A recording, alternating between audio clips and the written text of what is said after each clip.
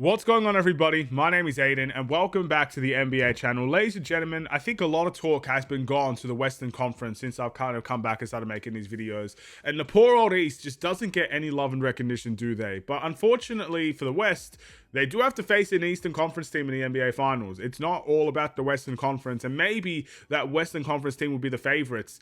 I mean, you're looking at the Spurs with 61 wins. You're looking at OKC with, I think, 65 wins or something like that. They're pretty good teams. 64 wins. Ladies and gentlemen, winning 7 in a row, by the way, the OKC Thunder. Yes, the West is definitely the talk of the town, but the East should not be slept on, ladies and gentlemen. There are 4 very good teams and a couple of underrated teams that we need to talk about in relation to the Eastern Conference, and why I think the East, for the first time in a while, has been quite an exciting conference to watch and ultimately can lead in a lot of unpredictability. I think if you made an honest assessment over the last few years with the Eastern Conference, you can openly admit that it's been a pretty dominant playing field for a couple of teams. Teams like Boston, teams like New York, even teams like the Cavs, always being in the same spots every single season because everybody else in the Eastern Conference isn't very good. Now, I'm not going to openly sit here and admit that the Eastern Conference is better than the West. The West is the better conference in terms of pure talent. If you're looking 1 through 10, you could genuinely see there's a lot of talent out in the West compared to where it is in the East. But still, there are a couple of teams out here in the East that have very much impressed me, and I'm hoping for a good playoff run from them. So with that being said, it's Eastern Conference time today. As you can see from the lights behind me, we're going to be talking about the Boston Celtics in this one, but we're going to be talking about a lot of teams. So let's stay tuned, talk about it in this video. Before we get any further, if you like the video and you want to see more from me, drop a like, drop a follow, and or subscribe if you are new. And let me know what you guys think about, I guess, the Eastern Conference. Do you think it's going to end up being a bit of a surprise? Are you actually excited to watch Eastern Conference basketball? I feel like it's the first time in a while I have been quite interested in the Eastern Conference. And ultimately, who's walking out of the East? Is it going to be the first seeded Detroit Pistons? Is Detroit basketball going to be in the NBA Finals? Or are you going to see the old-fashioned, I guess the old reliable teams like the Knicks and the Boston Celtics, who have kind of been in that situation for the last few seasons, or at least Boston has? The Knicks got to the Eastern Conference Finals, if I'm not mistaken, and then they lost to the Pacers, who are not to be seen in this situation. So, I mean, it's easy to talk about the top 4, but I want to talk about them real quick. So Detroit, first in the East, 58 wins, 22 losses on the season. And what I love about Detroit right now is the depth of their team is undeniable at the moment. They have depth upon depth upon depth. I don't know how many teams can sit there without Cade Cunningham and go 9-3 in that run. I think it was 9-3, but either way, it could have been more, could have been less, but it's a very positive run without their best player. And a lot of people will actually put that towards a negative for the Detroit Pistons in the sense of they don't need Cade Cunningham. My friends, they need Cade Cunningham. With all due respect, winning positively in the month of March and the month of April is all fine and good. They could be versing very good teams, very bad teams, I don't know. But the playoffs is different. The playoffs is different. It's not the same as the regular season. You don't get as much run. You don't get as much easy looks. You don't get as much options. So when push comes to shove and a team is locking your ass down, you need Cade Cunningham. You need your best players in those games ready to be the difference maker. And if there's one thing for certain Cade Cunningham is a difference maker. What made that New York Knicks series where they got eliminated but so entertaining and so genuinely even is Cade Cunningham. Yes, there were other guys on that team, 100%. I'm not saying it was all Cade Cunningham, but he was a massive difference maker. He led in a lot of areas for Detroit. So you can't tell me when push comes to shove towards the depth of, I guess, the Eastern Conference, that you don't want Cade Cunningham there. That's ridiculous. I'm sorry. I cannot stand by and just let people just degrade him in that regard. There's no chance. So for me, that is the most interesting thing, all right? They need Cade Cunningham. That's what I'm going to say. And yeah, just the depth of their team is quite incredible. And I guess you can mention that with the Boston Celtics as well. I mean, I admire Boston. I love the way that they're coached. I love the way that they play. Most importantly, they also have great depth within their team. And the most important thing about their depth is it's actually one of the talking points every season. They don't have enough depth. They don't have enough depth. Their depth can't, I guess, kind of push into, a bigger standpoint in the league. But their depth every year takes an extra step. I mean, every single year. Peyton Pritchard now has become the best player in terms of buzzer beaters in the entire league. It's talked about constantly. Every game, when in the final seconds of a shot clock, you're giving it to Peyton Pritchard to score the ball, and he does it every time. It's unbelievable. But their depth is literally fantastic right now. I mean, I'm just going to look at their last game. They lost to the Knicks, right? But that's fine. But look at the, I guess, they got Peyton Pritchard, who had 23 points. They had Baylor Shearman. I don't know how to say that name, but he's got 20 points, 7 from 8 from the field. You got Nikola Vucevic. I mean, former Bulls player Nikola Vucevic, 10 points in the game, 5 rebounds. He's coming off the bench, and I think he recently returned from injury.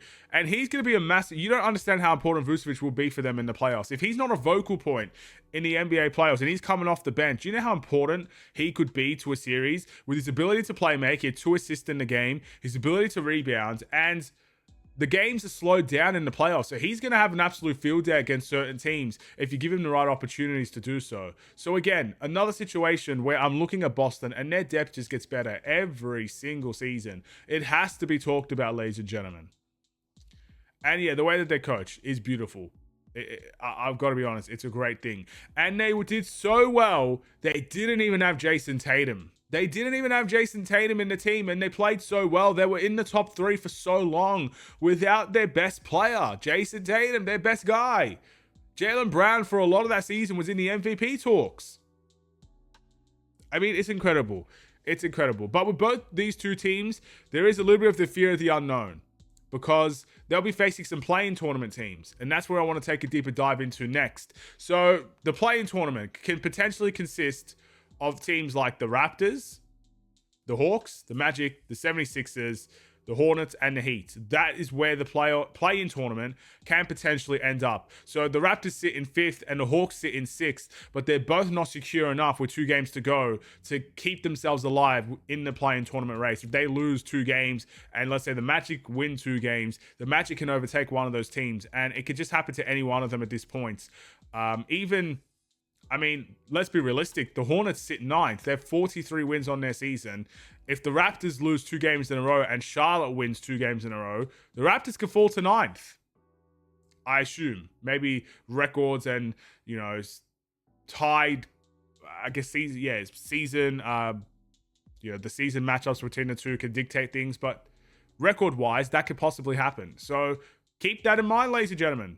Everything needs to be kept in mind in this regard. But when I guess there are certain teams you probably don't want to see walk out of the play-in tournament. And these are the teams I want to talk about first. So I think, firstly, if you are the Pistons or the Celtics, you are hoping the Atlanta Hawks survive and don't make it into the play-in tournament. They're sitting 6th right now, but they have just turned on the switch for a lot of these games. I mean, firstly, it's their defense that's got them to this position right now. You don't lose Trae Young and get better for a reason. Like, Trae Young is a fantastic player, but they got better.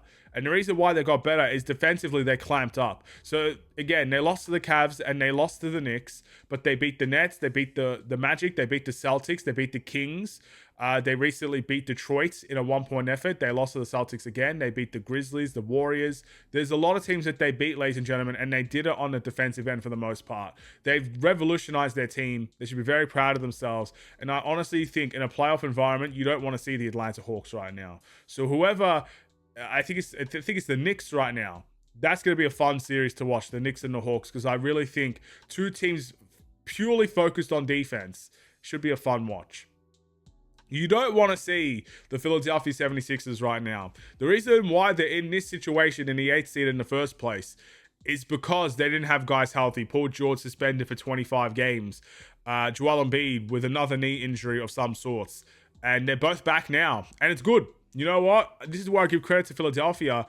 There were injuries. It's not been a perfect season for them.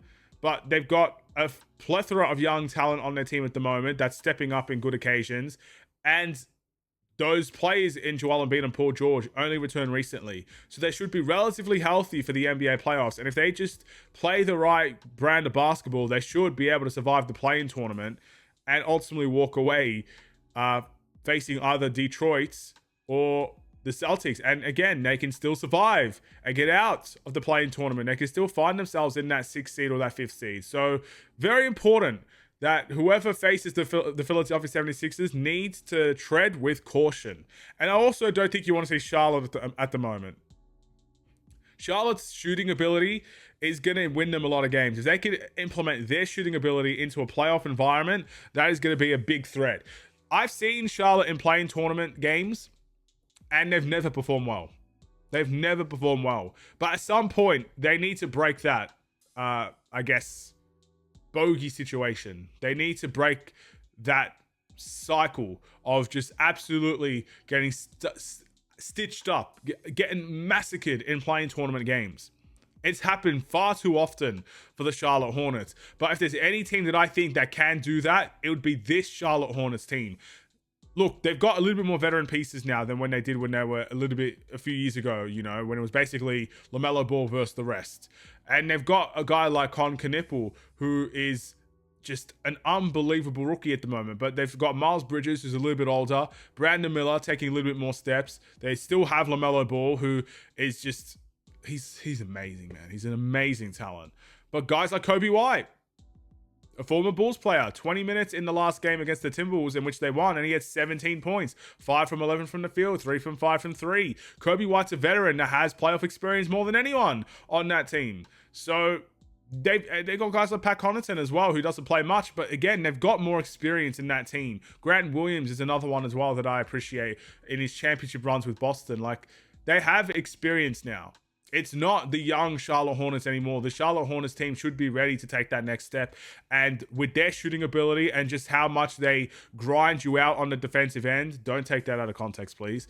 Yeah, absolutely love the way that they play. And again, that's another team I wouldn't want to face in the first round. Of course, they're not the favorites when they walk into the first round, but I really think a team like the Sixers or the Hornets or the Hawks can definitely make a series in the first round. They can make things interesting, and that's vital. And then there's a couple of teams we missed out on. The New York Knicks, the Cleveland Cavaliers are probably the teams left that I haven't really mentioned too much about. Now, I will say this right now. Even though they're in the 3rd seed, and even though they're probably not playing better at the moment, I mean, they are technically playing better. They're on a 4-game win streak, but they're not playing as good as teams like Boston and teams like the Pistons. I truly think the Knicks is my personal favorite to walk out of the Eastern Conference. I really, really believe that. I think past experiences have shown in the playoffs, they like to turn it on, and they have, in my opinion, a personal vendetta to deal with in the NBA playoffs, to get so close to the NBA finals, so close, and to not get there. You don't know how much that's going to sting a team. And there's only so many times a team can tolerate losing before something either clicks or the team itself goes in complete disarray. And I look at this team, they fired Tom Thibodeau earlier in the season, which I was completely against, but thankfully they didn't lose their defensive edge. And offensively, they are a team to watch out for. But they don't have many more options left, the New York Knicks. They're not going to be here for the next 10 years. Guys like Karl-Anthony Towns are getting a little bit older. They're going to have to reshape this team. They don't have much cap room either. They are capped out, essentially. This is their team. So it's 3 years in now, I think, for the Knicks. They need to pull it together this season. And I think they're going to, in my opinion, they're my favorites. I see them in those tough and grueling battles against the Pistons and the Celtics. I see them coming out on top when it comes to the Eastern Conference Finals. Again, their bogey team and the Pacers are nowhere to be seen. So for the Knicks, I think this is their season. I really, really believe that. I think you're going to see a New York Knicks team in the NBA Finals. And for Cleveland, it's more trust than anything. I just can't trust the Cleveland Cavaliers. Every time you see how good they played, they were the 1st seed last season, and I think they got battered in the NBA playoffs. I think it was in the 1st round or 2nd round or something like that. And it's been like that for the first couple of years. I think with Cleveland, it's always been the same thing. They don't have a lot of playmakers on their team. They tried to acquire Lonzo Ball, and I'm pretty sure Lonzo Ball is no longer with the Cleveland Cavaliers, unfortunately. They are playing a little bit of a different brand this time around, in all honesty, but still, it's just not been a great experience, with all due respect for Cleveland. Let's take a look at their recent performances. I just want us to see what those assist numbers are looking like. So they beat the Hawks recently. The assist numbers for them were 22 assists for Cleveland. Not great, right? I'm going to have to keep on going back and forth, aren't I? You know what? It might be better if I just search Cleveland. Just so when I do go back, it goes right to Cleveland and not Chicago, because I did make a Chicago Bulls video recently. So let's go Cleveland. Oh my goodness. How do I spell Cleveland? Oh my goodness. That's not it either. It cannot be that hard. I'm sorry. My actual my keyboard doesn't work, bro. It actually doesn't work. Anyway, well, you get the idea. I'm not going to go look at every game now for Cleveland, but we'll look at the last game against the Memphis Grizzlies. I mean, I expect them to have a good assist game here. 32 assists. 36. That's pretty good. We've got a game against the Pacers. We'll keep looking throughout this. 26 assists. That's okay. Not the greatest. The Warriors assists 25, 28. That's pretty good as well. So again, it really comes down to that in the playoff time. If they're going to go back to isolation brand of basketball, they will lose. I think it's proven now they don't have enough isolation guys to win in the playoffs. So if they're going to be fully isolation heavy, I just can't trust that. But what they do have that does make them a better playoff team, in my opinion, is James Harden. But again, so it's definitely different. They got their playmaker in the end, but James Harden is also someone that likes when things go a little bit haywire. He goes into the isolation a lot. I'm worried for Cleveland. I need to see them. It's not like I'm saying they can't win. All I'm saying is I need to see them before I make an assessment. I need to see them in a playoff picture. I need to see them in that environment before I can make an assessment. So yeah, I can't trust Cleveland at the moment. That's my answer with Cleveland.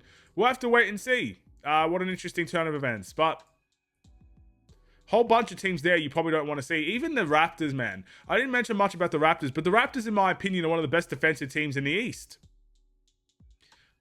So, who wants to... If Cleveland versus the Raptors, you know how entertaining of a series that's going to be? You got a team in Cleveland that are a little bit bigger in terms of size, and I think they have a little bit more offensive firepower against one of the best defensive teams in the East. What a good... Again, the East is going to be fun this year. Watch the Eastern Conference playoffs. Watch it. It's all about the West no more. Watch the East as well. I don't think you'll be disappointed. That's my video today. Thank you for watching. I will see you guys in the next one. Stay safe, stay healthy, and stay tuned for more. Take care, and peace.